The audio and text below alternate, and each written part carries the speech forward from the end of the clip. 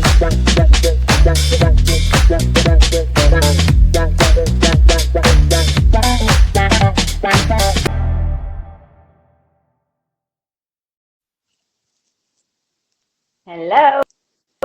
Hi, Nada. Got your little workout attire on. Uh, I'm trying to feel old school, back in the 80s, Run That DMC style. Dun-dun-dun-dun, that's dun-dun-dun-dun. I had that exact same. It was black and red like Air Jordan, but I had that exact same thing. Um, yeah. Yeah, I'm feeling So, my Run DMC right now, so with my Adidas.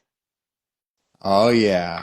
Oh yeah. All right. So we're talking about navigating this politically charged environment that we have. And we're not going to talk about politics. We're going to talk about how to navigate it in an effective way. I have So, to say, I have never experienced so many people that I talk to, and I watch their Facebook posts or like I hear their conversations, and I haven't seen them this triggered before. I mean, this election has caused so much emotional stir. Um, I mean, we used to complain about what Al Gore and McCain and all these people back in the day, and that's like peanuts compared to where we're at now, right? yeah, And it's very interesting for me to see this out of a collective being so triggered, yeah, and being so expressive over it. So let's get into it because this is a very interesting topic for me, just looking at it, just watching it. yeah, yeah. So, I think it's really important to look at what's causing suffering. What's causing suffering is being against what's happening. And so, there has to be a fine line, I think, between knowing where we're coming from, having a point of view, and then how does it get into really painful emotions like anger that spills over into our relationships when it turns into depression. I know somebody who said that because he didn't like the way the results turned out in the election, he was contemplating suicide. So this is very, very serious. Yeah. Whoa. Yeah. Ooh. I mean, I'm not getting political, but this person said I can't handle 4 more years of Trump. That was his side of it, and he decided he wanted that he was thinking of ending his life. And then, of course, there's so much vitriol. There's so much anger that happens when it comes to politics. So, why do you think that is, Nada? Well, politics by itself, or Trump, or Why do people get so emotionally charged, and why is there so much suffering that's caused by having a political view that opposes someone else's?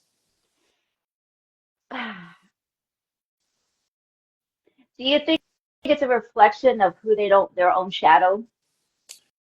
Well, there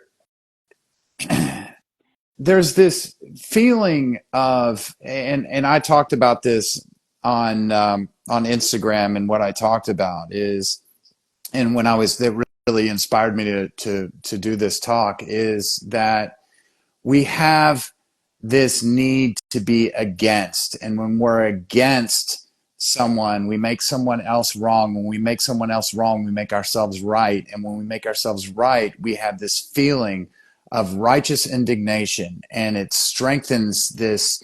It's a rush and it feels really good. But when we're pointing the finger at another side and saying, you're wrong and I'm right, then it causes a lot of unneeded suffering in our psyche. So, as I mentioned, Gandhi talked about be the change that you want to see in the world. And the beginning of being the change that you want to see in the world, rather than waiting for the world to change so that you can be okay, so that you're going to be happy. I mean, that's what we do, right? We are wanting the world to be a better place. And everything that I teach and share in my coaching is to take personal responsibility for what we can. And the the core thing that we can take responsibility for always is our inner space, is our psychological landscape. And if we are deferring to what's happening, and that depends on our happiness, then we are going to go through an emotional roller coaster, and we're not going to be happy, because the world is unstable by definition. It's unstable. And when things happen the way we don't like to have happen, um, we cause a lot of suffering on ourselves. So the beginning, a really smart beginning, is to take responsibility for what's happening inside of us. So I love what I love what Gandhi says: be the change that you want to see in the world. Because if you want something to change, then manifest that in your life. So if you're mad at people because they are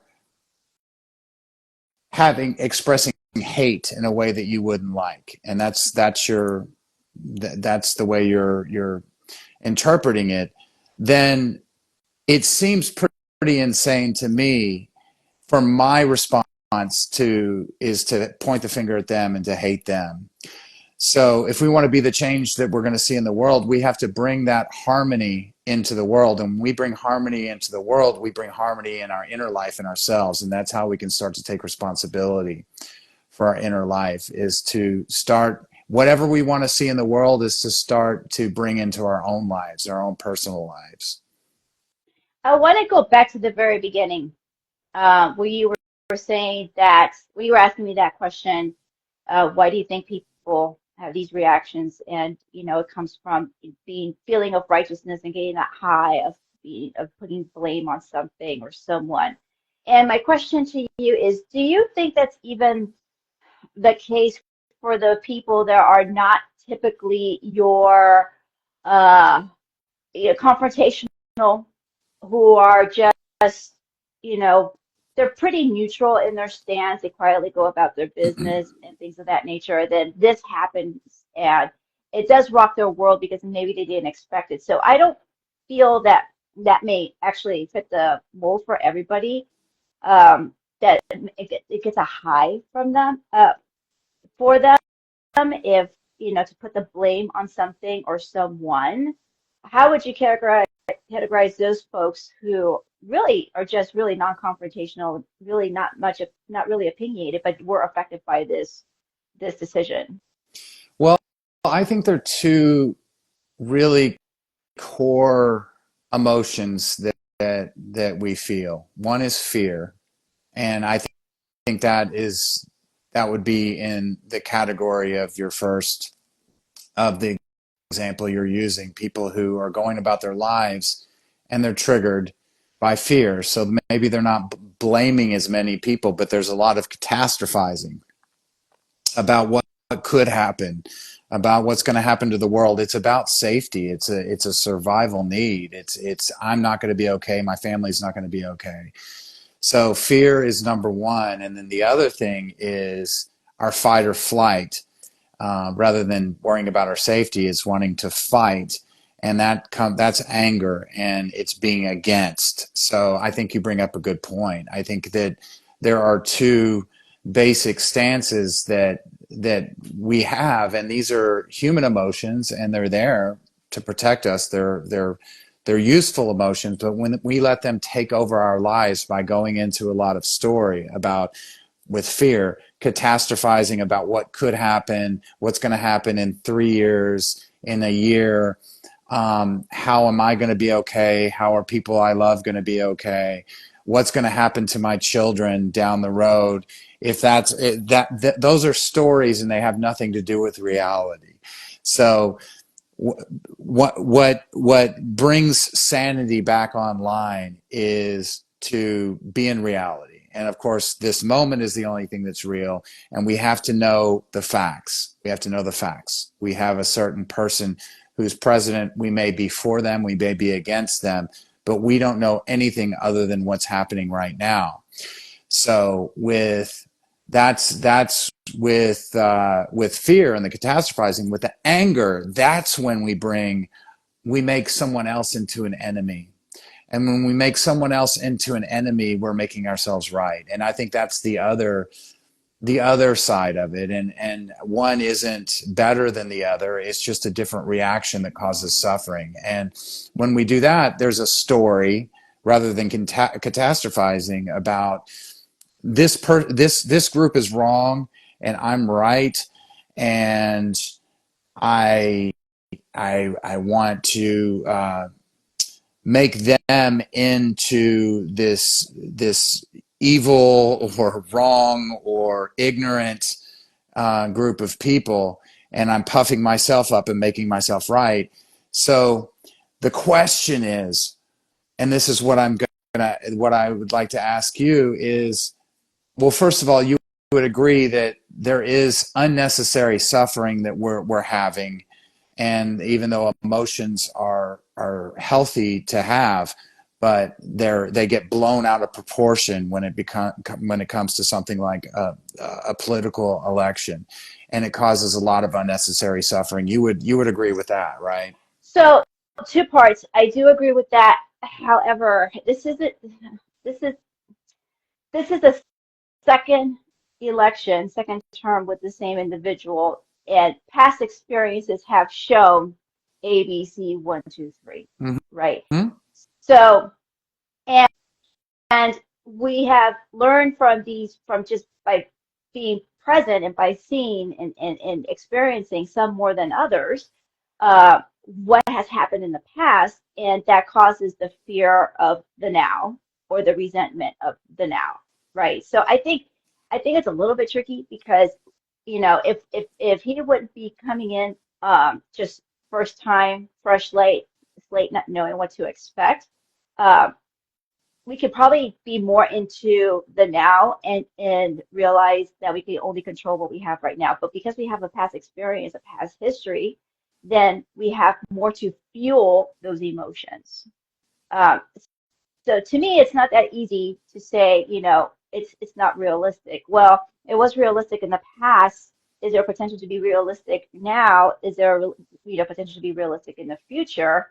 And then when I'm saying, is it potential to be realistic in the future, that's where it causes the suffering, right? Because we don't know. We can only focus on the now. All that to say that I agree with you, but I also know that this is a little bit more sensitive, because there has been a past experience Right. of these politics. So the question is, from a mindfulness perspective, how do we live consciously, mindfully, sanely, healthily? How do we have a healthy mental stance from this? And I want to add something in here and say that so much suffering, if not most of our suffering, comes from the idea of this should not be happening. So yes, we have these events that we may agree or not agree with that have happened in the past. We have ideas about from the past of what could happen in the future. But whether it's a conservative looking at liberals and thinking, they don't think correctly, or it's liberals looking at conservatives, or someone who's in the middle not agreeing with either side, the suffering, the anguish, the unnecessary pain comes from this idea of this should not be happening. And the cure for it, if it was a pill, it would be acceptance. And acceptance does not mean that if there's a bear that comes into your room, that you don't run. It doesn't mean you acquiesce or just let whatever's happening happen. You can be in a state of disagreement. You can be in a state of even being against, but and that's healthy. Conflict is part of life, but it's that feeling of this shouldn't be happening. This is not okay. This can't be happening. That's where all of the unnecessary stories that weave all these painful emotions that cause unnecessary conflict, and it's something that we carry around with us. So I'm not interested in the election now because the election is what it is, and it's happened whether I agree with it or I don't. It's how am I going to deal with what is, and that's the question. That's exactly what I was going to say. In a nutshell, now what? What are you going to do? Yes. So it's if we want to act, then there are limited amounts of things that we can do. But the first thing that we have to do if we're suffering is accept. Accept first and then act. And then your actions, our actions, if we're going to take actions, which are very limited because we can't control so much of what's happening in the world, but in our local, whatever it is that we can do, and some of the things that we can do is just to treat people around us better. That's a good start. But we accept what's happening, and then from that comes a much more elevated action, a much more elevated psychological state. It's coming from, rather than fear and anger, it's coming from more of a place of love, solidarity, and union. So we can be against someone without making someone into an enemy. There was a carpenter 2,000 years ago who has had a religion made after him who said, love your enemies. And love your enemies means don't have any enemies. It's just these are people who don't agree with you. So this is not hippy dippy bullshit. This is not nonsense. It's very practical. It's practical because if we feel shitty, if we are hurting inside and it's affecting our health and it's affecting our relationships, and it could possibly even shorten our lifespan because of unneeded emotional pain that we're causing on ourselves. First, we have to see that when we're angry about someone else or fearful about what could happen, we are hurting ourselves more than anyone else. So to acknowledge that first and then ask what we're going to do about it, and what to do about it, number one, is to accept, as the serenity prayer says, the things we cannot change, which is almost everything, and have the courage to change the things we can, which is what I am going to do in this moment. But accepting what I can't change is how we come from a sane place. And then our action, which is the only thing we can change in this moment, is going to come from a much higher place. It's going to come from a much less divided place, but instead a more, not only loving, peaceful place, but it will be much more productive. Things can get done when there isn't, we're not coming from a place of inner conflict. That's what I would say. I think prior to acceptance, because that's a big step. I don't know, in my opinion, you're the coach. Is to stop being reactive. Just slow down, stop being reactive, and not even be proactive. Just stop being reactive and be neutral for a bit. Um, just to calm the nerves down, just to get a better sense of realizing that it's out of your control. It is what it is, which will lead into acceptance. And I think that's what I've been seeing a lot and hearing a lot from various people is their reaction, and it's constant. It's not just like the day of the elections and done deal. They keep going and going and going. So at what point are you going to stop going with that? Yes. It's really just stop. You can't do Yeah. anything about it now. And it goes back into what you were saying, acceptance at that point. I think it's just slow your roll, chill, and just breathe into it because you can't continue to be reactive on it. If you're reactive, you can't go into acceptance because you're too, blinded to go anywhere else. Yeah. So acceptance is a mental stance of this is what it is, and there's nothing I can do about it. But if there is, you're bringing up a great point, I think, is if there's no acceptance inside of us, we can still be conscious. We can still be aware of what's happening inside of us. And to quote our friend Eckhart Tolle, he, he talks about no one can be consciously insane. You can only be insane when you're not aware. Why? Because nobody wants to cause suffering on themselves. Nobody is going to do that on purpose. It's when the mind is going on automatic pilot and we're going in all these stories and we don't even realize that we're doing that. But if we start to notice, to come back to your point, is okay, we haven't accepted, but there is this emotional pain, this anger, or this fear happening inside of us. Well, why do I have this fear or this anger? Well, what's happening is I'm telling a story. If it's fear, it's most likely something in the future that's going to happen that is going to make me not okay, and other people I care about not okay. If it's anger, it's there are people who are opposed to my agenda and I am making them wrong, and here are all the reasons why.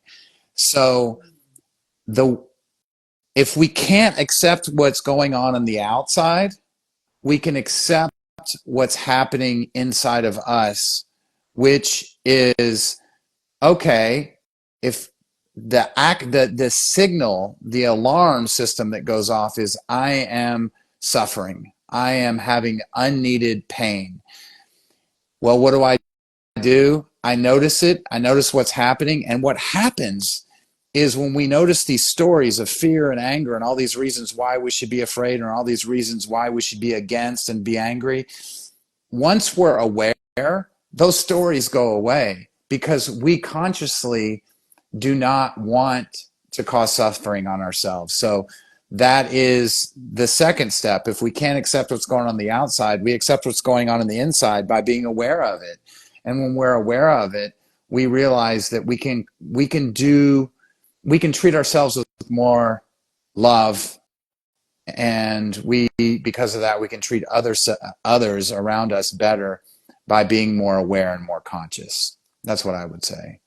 I think that's a very good thing. I think we may have lost how to be polite and kind to each other because we get wrapped up in these type of things. And if we go back to, you know, people are still people and they're still humans. Everyone needs the same basic needs that, as everyone does. And one of the things to be proactive on, like you were saying earlier, is just to be kinder, probably make an extra effort to be kinder to others, because it's really feels like that's what's missing right now is just being kinder to others.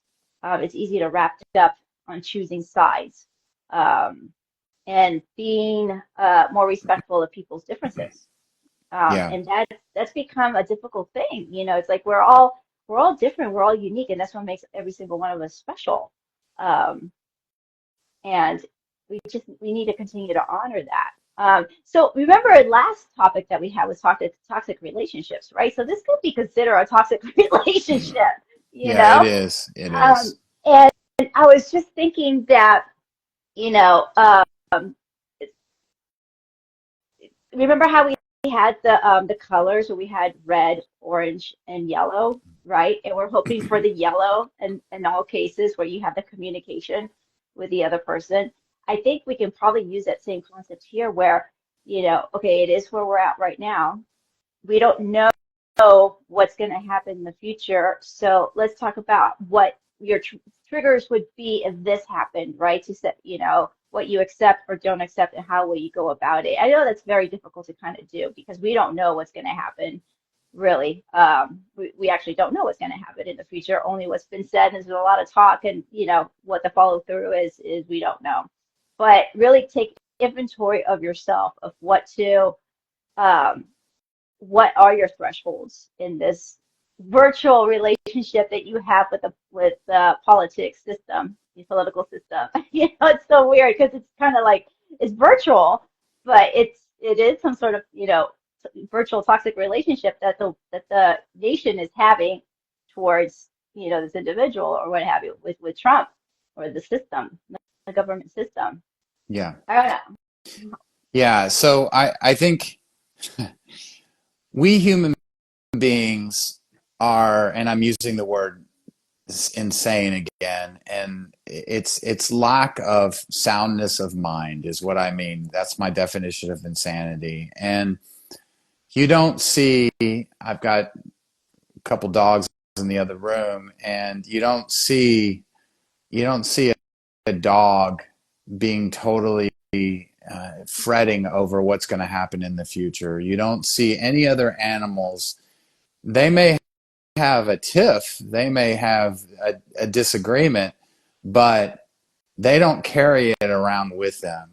Mhm. And they don't have ideas about other people. So I think a good place to start is that we human beings have a lot of insanity right underneath the surface, and we carry it around. And when there is something like an election, it's bringing that human insanity. It's not personal. It's what we all care. We all have our share of it, and we carry it around.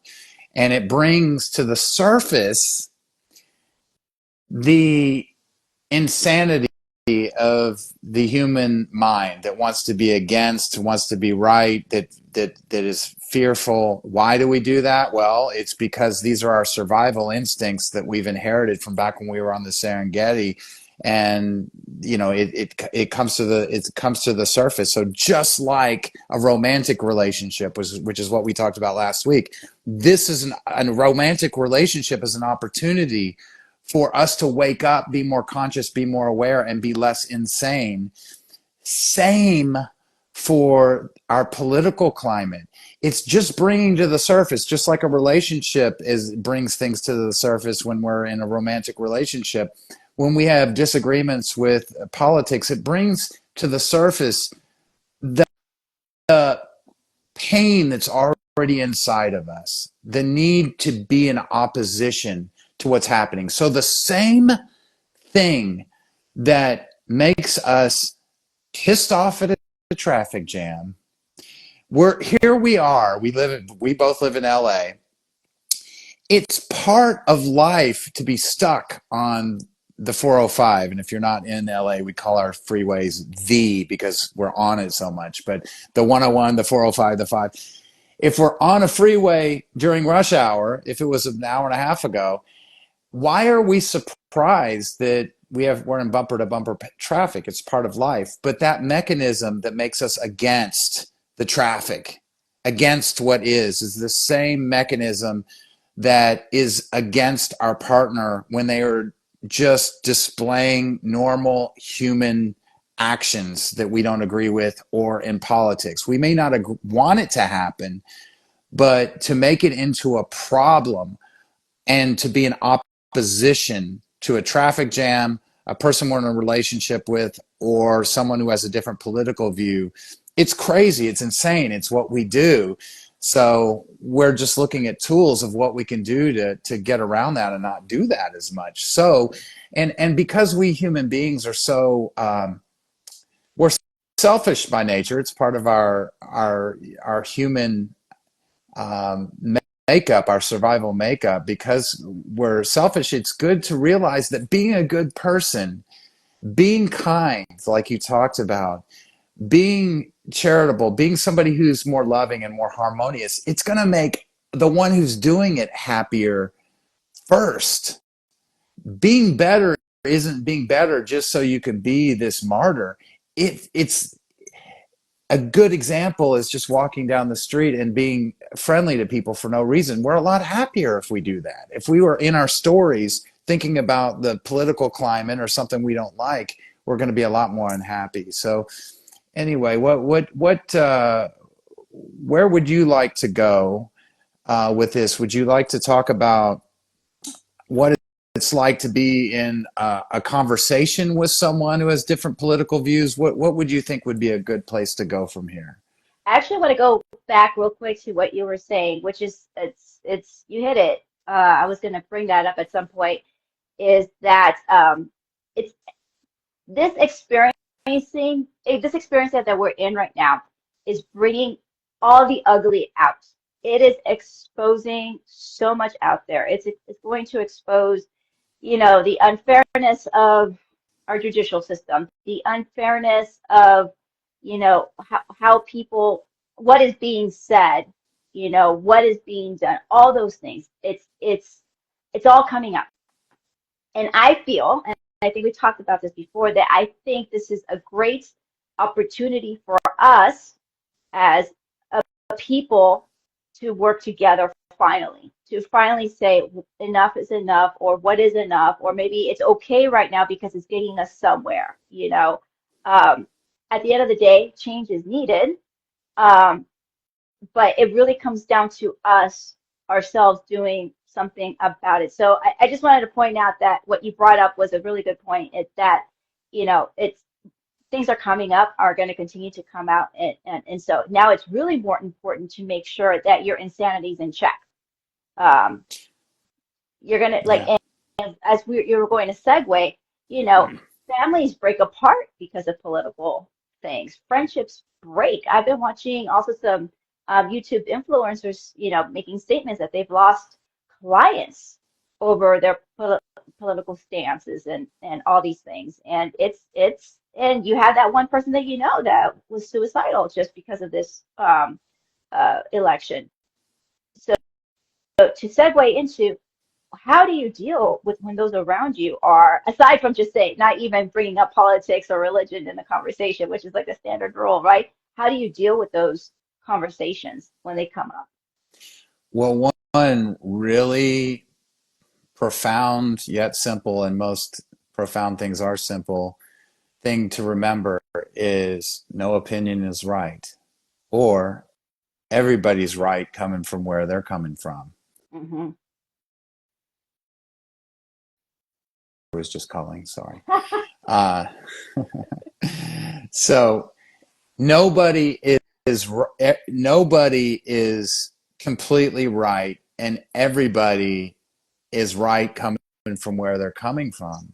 So the the reason that we have so much conflict with people in our lives, whether it's a client or a family member, the families break apart, we lose clients, we is because we think that we're right, and we're not. We're not. We just have an opinion, and our opinion is not the absolute truth. So because of our conditioning, because of our genetics, because of our culture, religious upbringing, all the different things, we have the ideas that we have. And most of our ideas, whether we like it or not, have been handed to us. That's why so many people from a certain family believe, the same things that their family does. And if they think differently, it's because they've been around other people who've influenced them. We're always picking up information, and yes, we have our own opinions, but to really start with that we don't have this special access to the truth. That's the beginning of not making someone else wrong and making someone into our enemy. Because basically when someone loses a client,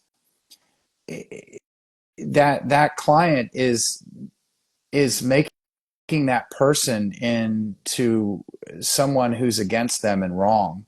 And the way to counteract that is to realize that we're all entitled to our opinions, and my opinion is not special. So how do we do that is the question.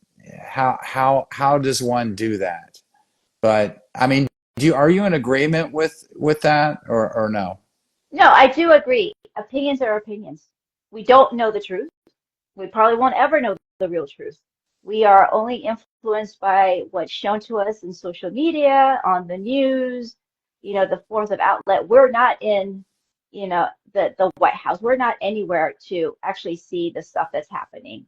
What we do see is the byproduct of people's opinions, right? So the violent outbursts and things of that nature, that's not Trump. Those are the people doing it. Um, Mhm. so that again goes back to check your own insanity. It's your opinion. Your opinion, how's your opinion going to, I don't know. What do you think? Like, I want to say, do you, I don't necessarily feel like you need to take other people's opinions in mind, like, um, you know, be, but just be more aware of maybe their sensitivity levels of if they're open to a nice discussion or things of that nature. Um, it's I'm it's just so hard. laughing. I'm just laughing because one of the reasons I believe that we don't want to have a discussion is because there is this fear that someone might change our opinion. So the reason we're defending our point of view, we're defending what we're really defending is an image of ourselves. And that image of ourselves is I'm right. I'm right. And it's our psychological sense of self. I don't like to use the word ego very much because it's confusing, but and there's probably 500 different definitions of ego. But when I'm saying ego, Sigmund Freud, I believe, came up with the word. It just means I, and it's just our sense of self, and that's all we're defending when we're defending a point of view is our sense of self. So if we surrender that, let go of that, then what's left? Well, it's listening to someone else. Hmm. And we don't have to agree, but we can certainly hold space for them to be exactly who they are. And again, this could sound like hippy dippy bullshit. Like, why would holding space? No, if you actually listen to someone, then they feel heard. And whether you agree with them or not, you can actually say that you don't agree. But if you're coming from a place of truly listening and holding a space, well, that's acceptance. That's accepting that this person has an opinion. And when we truly listen, we're being vulnerable to what they're saying and really hearing their point of view, knowing that maybe we could be swayed a little bit or changed. And we're scared, we're terrified of that happening, I would suggest. And that's why we defend our we would go to the grave defending a point of view. We can and this brings back to what I'm saying. We can fight for what is right. We can what we think is right, not what is not ultimately right, but what is relatively right based on our point of view. We can fight for that in any way we can. It will come from a place of violence, conflict, and suffering if we're in non-acceptance. If we're in acceptance, meaning that everything is the way it is, this person is entitled to their opinion, and my opinion isn't completely correct, but just knowing that this is where I'm coming from, then we're going to come from a place that will be able to affect the world in a much more positive way. And in the meantime, we're not suffering. The more suffering we have inside of ourselves, the more we're going to cause suffering on other people. So acceptance of the other person, truly listening and being willing, not just seeing that our opinion isn't the absolute truth, not the voice of God, but it's just one of many opinions, but also honoring that other person and respecting that other person as someone who's entitled to their opinion. I think Eckhart Tolle also, well, I mean, it comes down from most spiritual leaders and, Course in Miracles and all sorts of different books, but to be the observer, just to be Yes. the observer, Yes. whether whatever your look is on, whether you want to use God as a reference or spirituality or maybe nothing, uh, uh, atheist or whatever, just be the observer You don't and have just to believe in shit. You don't have to. You don't have to be spiritual to be aware of what's happening inside of you. And that's the beautiful yeah, thing about it is, you know, believe in something, don't believe in something, but if we are aware of what's happening inside of us, then we're going to be less likely to go into a lot of story that's going to cause suffering on ourselves and other people. So if I, a good place to start, I think, is maybe in a traffic jam or something smaller, because we're going to be able to be less likely to be triggered. The word trigger really, when people say that, they're talking about we go to sleep, meaning we're not aware. We're not aware anymore. We're just, our stories are running and we're just going on and on. Show me someone who is grounded and simple, and I will show you someone who is not going to be taken over by their stories and can truly listen to someone else and respect them. And again, it's so important to bring back, if we're treating other people better, we're going to be happier. And if we are not divided in ourselves, we're not going to cause division in the world. So we really do have to, I think, if we're going to not let something like an election cause suffering, whether we're, and by the way, I'm not saying whether we were for Trump or we're from Kamala, it doesn't matter.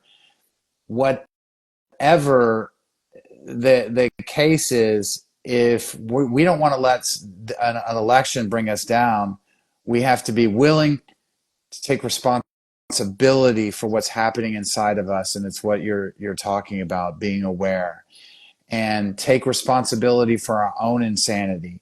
The insanity, when we get put insanity into action and we make ourselves and other people unhappy, is when we're making other people wrong or we're making life something scary rather than taking responsibility for what's happening in ourselves.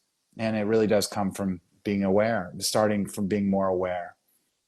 yeah, and and I think this uproar would have been the same either way, whether if it was Harris or Trump, Yeah. because it was so Yeah. divided. Yeah. Um, and so that to me is something easier that's easier to digest, that know that either way we would have been fucked in uproars anyway. It's just the way it was going to happen anyway. Um, Now I lost my train of thought. I had a good thing. I had a brilliant idea I was going to say, but now I just lost my train of thought. But dang it, what was I going to say? Okay, well, keep going. I'm sure it'll come up. I'll interrupt you when I Yeah. remember.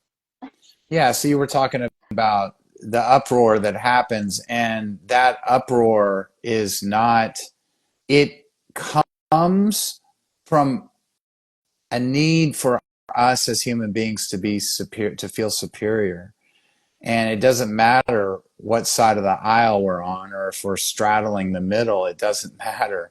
What is important for us to see is whatever our belief is, even if we change, and there are people who change their political beliefs. My own father has done that. He was a Republican, now he is a Democrat. And that happened to him in his late 70s.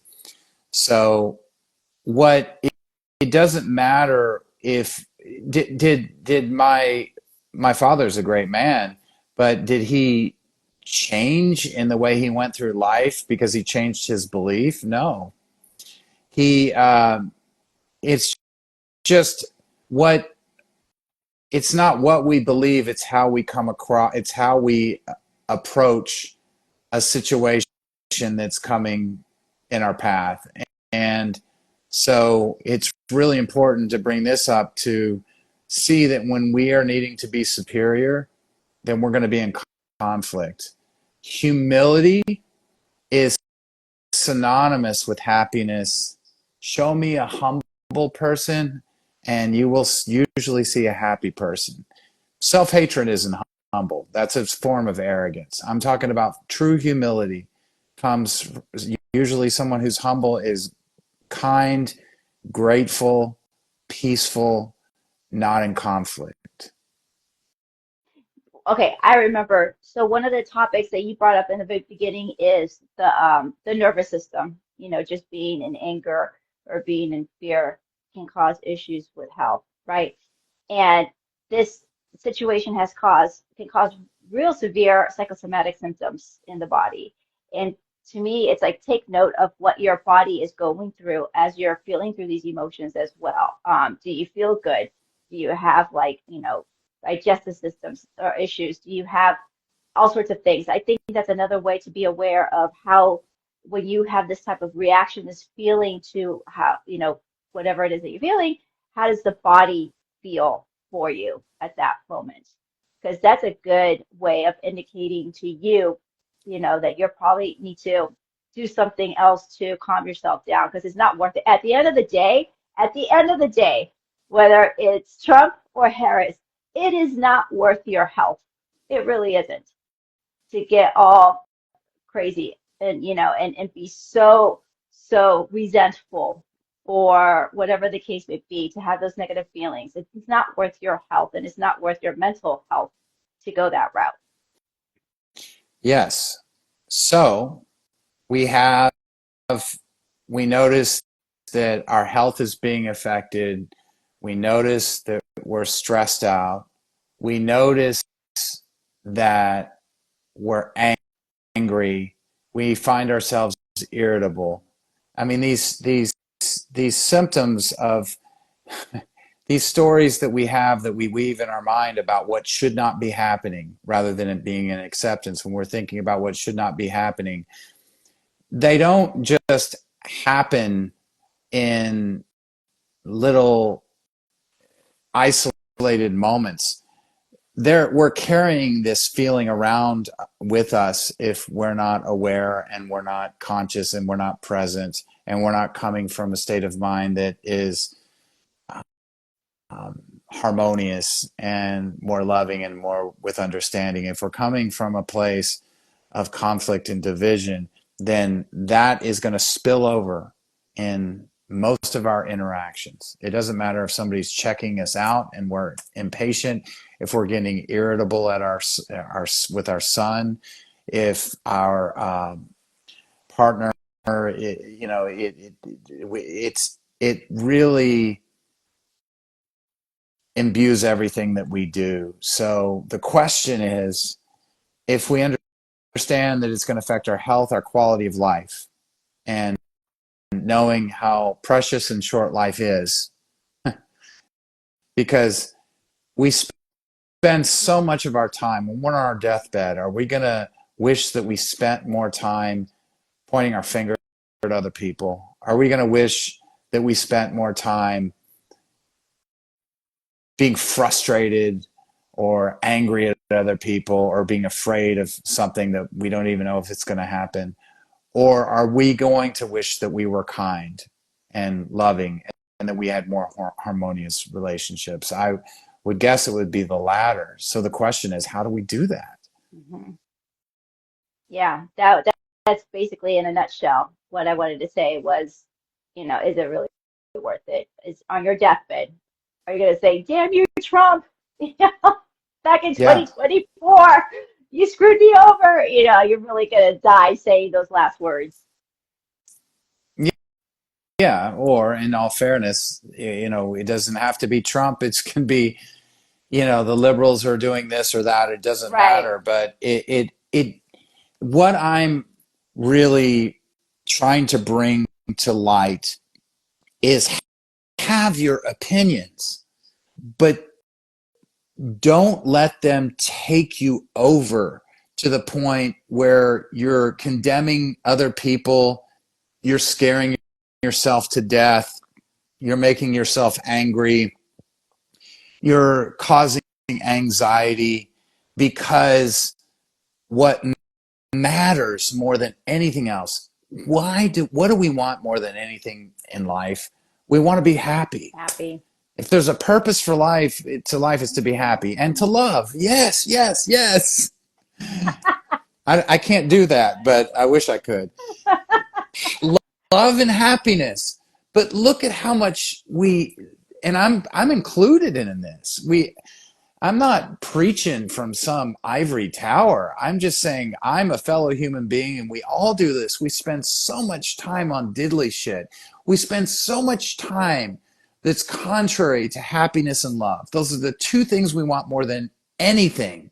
And we let a traffic jam, we let a relationship, we let an election completely destroy that. So the question is do we want to let the circumstances of in our life get in the way of our values? And our values for all of us are love and happiness. That's what we want. I mean, some people could say power, some people could say recognition, some people could say, but really we want all of those things like power, recognition, if we want to be famous, if we want to just have everyone say, "Oh, you're right," or what. We want to be rich, or whatever. All those things. We want all those things because we want love and happiness. That's what it all comes down to. Yeah. So, are we going to let the circumstances of life destroy our happiness?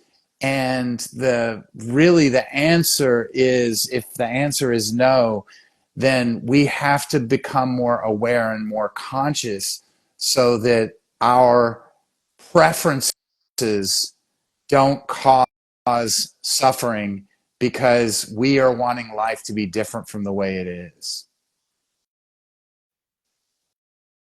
100%.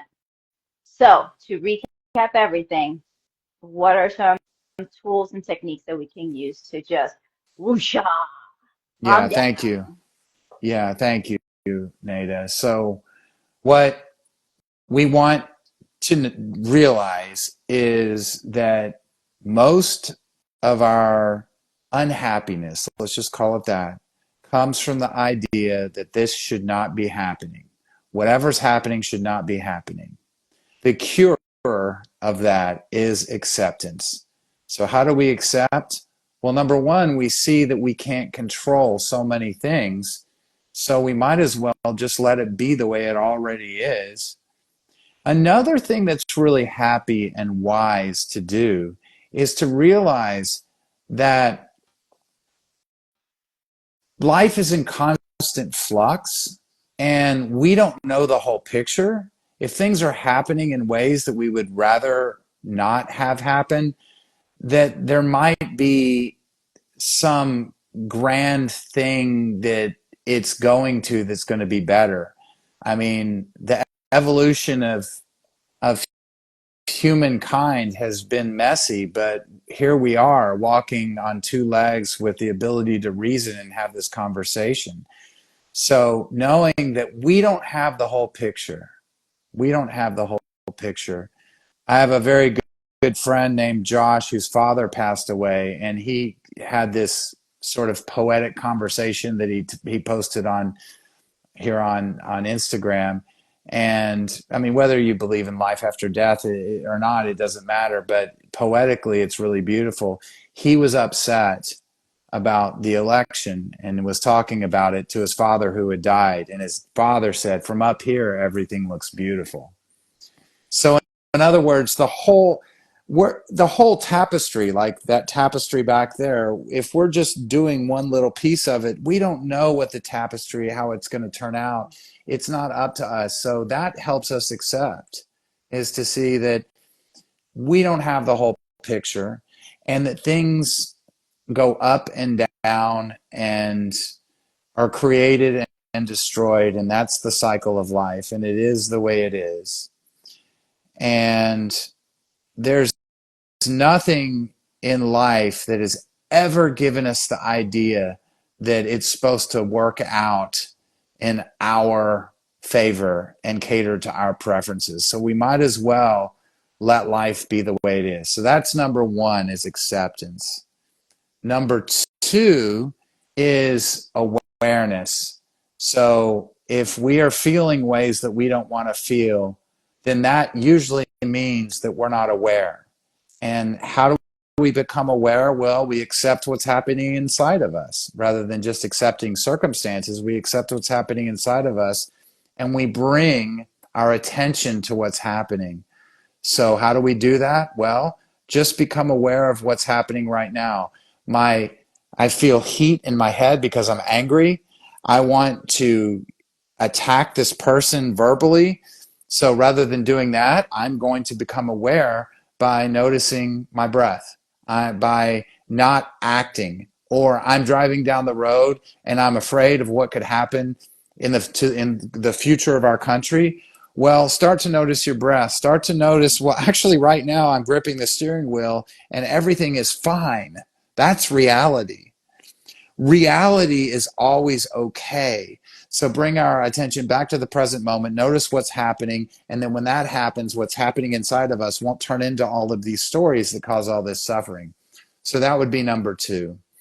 Number 3 is to know that our opinion isn't right and accept that everybody has an opinion and that our ideas are not the voice of God or not the voice of the the total the side that is right, and there's a right and a wrong. Just so starting to just to see that we're not right, and to see and to be aware of the tendency to want to be superior, and to know that humility, which is the ability to really listen to other people, the ability to know that we're not right, that always brings more happiness. I think that was number 4. And number 5, we'll make it a fifth and final, is to realize that kindness and love always makes us happy. And it always makes us happier. And to remember that happiness and love is really what we want. So if we're getting in the way of that, then we just cut it out. So those would be the things that I would say. And when all else fails, for the ultimate distraction, add to cart. It's like you don't have to buy anything. Just keep on adding items to your favorite, what do you call it, Amazon or whatever. Just add to cart. By the time you're done, you're deflated. Well, You're relaxed. that's coming from a feminine mind, and I guess I like to shop too. I'd say, and guys, you can watch your favorite sports team. How about that? I'll add that to it too. To add on a general note, not that that we don't like to do both, but distraction is always a beautiful thing, right?